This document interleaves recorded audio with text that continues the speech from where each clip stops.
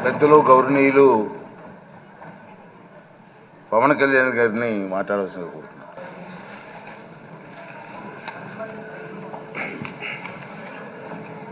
పదహారవ శాసనసభకి ఏకగ్రీవంగా ఎన్నికైన సభాపతి శ్రీ చింతకాల అయ్యన్న పాత్రుడు గారికి హృదయపూర్వక నమస్కారాలు, మీకు శుభాకాంక్షలు. ఇది నేను మొదటిసారి అసెంబ్లీలోకి అడుగు పెట్టడం. ఇలాంటి సుదీర్ఘ రాజకీయ అనుభవం ఉన్న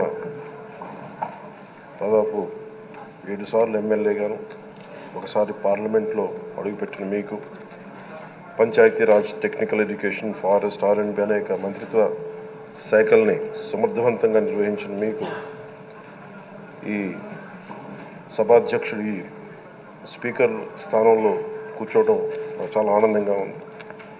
ఎన్ని దశాబ్దాలు ప్రజలు రాజకీయ జీవనంలో, ఎన్ని దశాబ్దాలు ప్రజలు మీ వాడి వేడి చూశారు. మీకు కోపం వస్తే ఋషికొండను చెక్కినట్టు ప్రత్యర్థులకి పదునైన ఉత్తరాంధ్ర యాసలో గుండు కొట్టేస్తారు. ఒకటే బాధేస్తా ఉంది సార్, ఇకపైన మీకు తిట్టే అవకాశం లేకపోవడం. కానీ ఇక మీద సభలో ఎవరు తిడుతున్నా దాన్ని ఆఫ్ చేసే బాధ్యత మీ చేతిలోనే ఉంది. మీరే మైక్ ఆఫ్ చేయాలి. అంటే మా చిన్నప్పుడు నేను చూసేవాడు, ఒకసారి అల్లరి చేసే అబ్బాయిని క్లాస్ లీడర్ చేసేవాడు చిన్నప్పుడు మా స్కూల్లో. కానీ ఇన్నాళ్ళు ప్రజలు మీ వాడి వేడి పలుకులు, మీ ఘాటైన వాగ్దాటి చూశారు.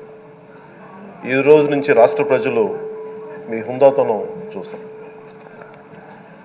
డిబేట్స్ వెనకాల దాక్కుని సంస్కారహీనమైన భాషలని, భావాలని రకరకాల మాధ్యాల్లో విరజిమ్ముతూ ఉంటారు. దాని నియంత్రణ మీ ఆధ్వర్యంలో ఇక్కడి నుంచే మొదలవ్వాలి. ఇందాక సభానాయకులు గౌరవ ముఖ్యమంత్రి శ్రీ చంద్రబాబు నాయుడు గారు చెప్తారు, ఆడబిడ్డలు ఏ విధంగా నలిగిపోయారు ఈ రాష్ట్రంలో గత 5 సంవత్సరాల్లో. చిన్న లేదు, పెద్ద లేదు, ఎవరని లేదు. ఎవరన్నా సరే ఒక మాట మాట్లాడితే వాళ్ళు వ్యక్తిగతంగా దూషణ, సోషల్ మీడియాలో వాళ్ళని క్యారెక్టర్ అసాసినేట్ చేయటం, వాళ్ళు పెద్ద నాయకులు కావచ్చు, కార్యకర్తలు కావచ్చు, లేదా వాళ్ళకి ఎదురు తిరిగి ఒక ఒపీనియన్ చెప్పి ఎవరైనా సగటు మనిషి కూడా కావచ్చు, అది ఇక్కడితో ఈ రోజు నుంచి ఆగిపోవాలి అధ్యక్ష. అది మీ ఆధ్వర్యంలోనే మొదలవ్వాలి. గత ప్రభుత్వం తాలూకు సభ జరిగిన విధానం చూస్తే ఈ వ్యక్తిగత దూషణ ఇవన్నీ చాలా ఇబ్బంది పెట్టే ప్రజలు. ఈ రోజున వాళ్ళకి 11 సీట్లకు పరిమితమయ్యారు, ఈరోజు లేరు, ధైర్యం లేదు వాళ్ళకి. విజయాన్ని తీసుకోగలిగారు కానీ ఓటమిని కూడా ధైర్యంగా కూర్చుకునే వాళ్ళకి స్థాయి లేదు, వాళ్ళకి పారిపోయారు ఇక్కడి నుంచి. భావంలో ఉండే తీవ్రత భాషలో ఉండాల్సిన అవసరం లేదు. భాష మనుషుల్ని కలపడానికి కానీ విడగొట్టడానికి కాదు. భాష విద్వేషం రేపడానికి కాదు, పరిష్కరించడానికి. ఎంత జటిలమైన సమస్య అయినా, భయంకర సమస్య అయినా చర్చల ద్వారా పరిష్కరించుకోవడానికి కానీ వివాదం సృష్టించడానికి కాదు. ఈ సభ ఉన్నది అందుకు.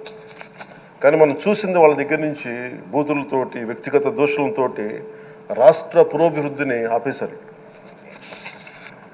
అలాంటి సభ కాకుండా ఇందాక మన పెద్దలు శ్రీ గౌరవ ముఖ్యమంత్రి చంద్రబాబు గారు చెప్పినట్టుగా ఇది భవిష్యత్తుకి ఇది ఒక ప్రమాణం అవ్వాలి. 2047 వరకు ఇంత అద్భుతమైన స్థానంలో మనకి ఆంధ్రప్రదేశ్ తెలుగు జాతి ఉన్నత స్థాయికి వెళ్ళాలంటే ఈరోజు మనం వేసే ప్రతి అడుగు అది భవిష్యత్ తరాలకు ఒక నిర్దేశక, ఒక టచ్ స్టోన్గా ఉండిపోవాలి, గిట్ రాయిగా ఉండిపోవాలి.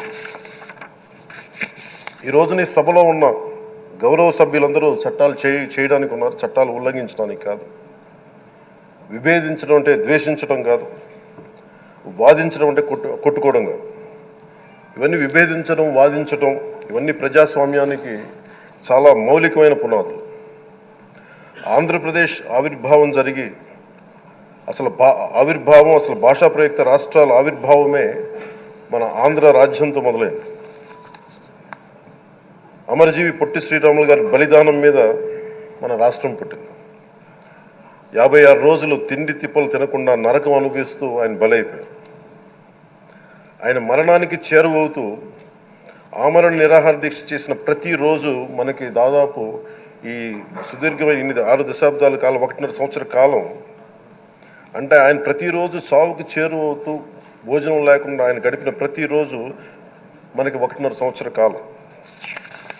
అలాంటి నేపథ్యంలో అలాంటి మహోన్నతుడు శ్రీ పొట్టి శ్రీరాములు గారి త్యాగాన్ని కనుక మనం ఈ సభలో ప్రజా సంక్షేమం కోసం మాత్రమే చర్చలు జరగాలి, వాదోపవాదాలు హద్దులు దాటకుండా ఉండాలి, వ్యక్తిగత దూషణకి తావివ్వకుండా ఉండాలి.